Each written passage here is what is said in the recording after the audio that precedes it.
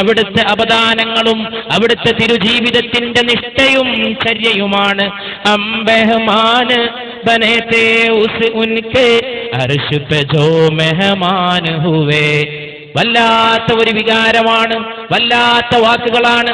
അർശിൽ വരവേൽക്ക് നൽകപ്പെട്ട പുണ്യ നബിയുടെ വിരുന്നുകാരായി ഞങ്ങൾ മദീനയിലെത്തി സല്ലല്ലാഹു അലൈഹി വസല്ലം. മദീനയിലെത്തുമ്പോ നമ്മൾ അതിഥികളാണ്. നമ്മുടെ ആതിഥേയൻ സാധാരണക്കാരനായ ആതിഥേയനല്ല, പുണ്യ റസൂലാണ് സല്ലല്ലാഹു അലൈഹി വസല്ലം. ആ റസൂലാകട്ടെ അർശിലെ വിരുന്നുകാരനാണ്. അല്ലാഹുവിന്റെ അർശിലേക്ക് അല്ലാഹു വരവേൽപ്പ് നൽകി സ്വീകരിച്ച പുണ്യ മുഹമ്മദ് മുസ്തഫ.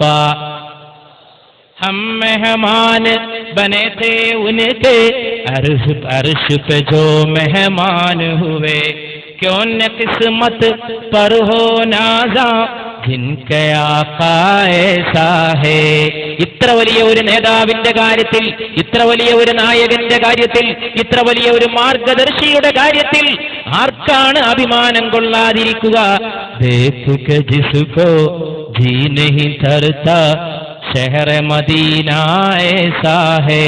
കണ്ടാലും കണ്ടാലും മതിവരാത്ത അനുഭവമാണ് മദീന പട്ടണം. ആങ്കോं को जो ठंडक बख्शा गुंबद खिजरा ऐसा है. देख के जिसको जी नहीं धरता शहर मदीना ऐसा है. കണ്ടാലും കണ്ടാലും മതിവരാത്ത അനുഭവമാണ്. ആ മദീന പട്ടണത്തിൽ വിരുന്നുകാരായി നമ്മൾ ചെന്നണഞ്ഞതാണ്.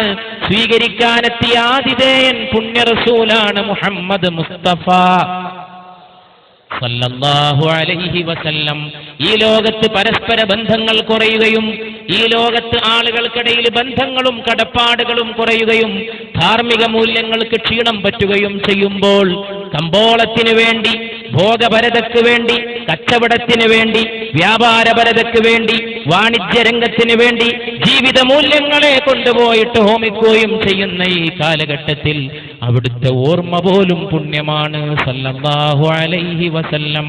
ഒരു ദിവസം മദീനയിലെ ഒരു ജനാസയെ ഖബറടക്കുന്ന ചടങ്ങിൽ പുണ്യനബി പങ്കെടുക്കുകയാണ് സല്ലല്ലാഹു അലൈഹി വസല്ലം. ആ ജനാസയുടെ ഖബറടക്കൽ ചടങ്ങിൽ ഖബറിന്റെ വക്കത്തിരുന്നു കൊണ്ട് പുണ്യ റസൂൽ സല്ലല്ലാഹു അലൈഹി വസല്ലം സഹാബത്തിന് നന്മ ഉപദേശിക്കുകയാണ്. ആ സമയത്തൊരു സഹോദരി വന്നുകൊണ്ട് അവിടുത്തെ ക്ഷണിച്ചു. ഭക്ഷണം കഴിച്ചിട്ട് നേരമായില്ലയോ?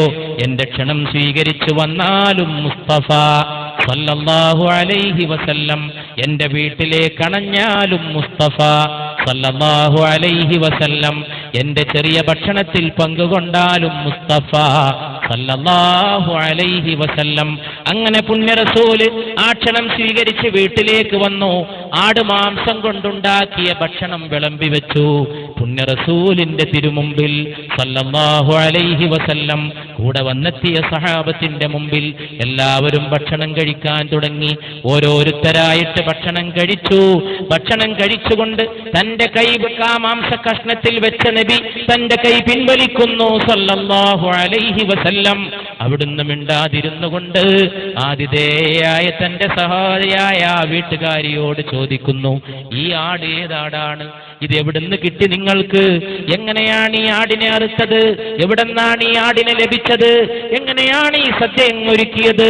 ആ സഹോദരി പറയാൻ തുടങ്ങി, അങ്ങിവിടെ നിൽക്കുന്നത് കണ്ടപ്പോൾ അങ്ങേക്ക് ഭക്ഷണം കഴിപ്പിക്കണമെന്ന് തോന്നി, അങ്ങയെ സൽക്കരിക്കണമെന്ന് തോന്നി. അങ്ങാടിയിൽ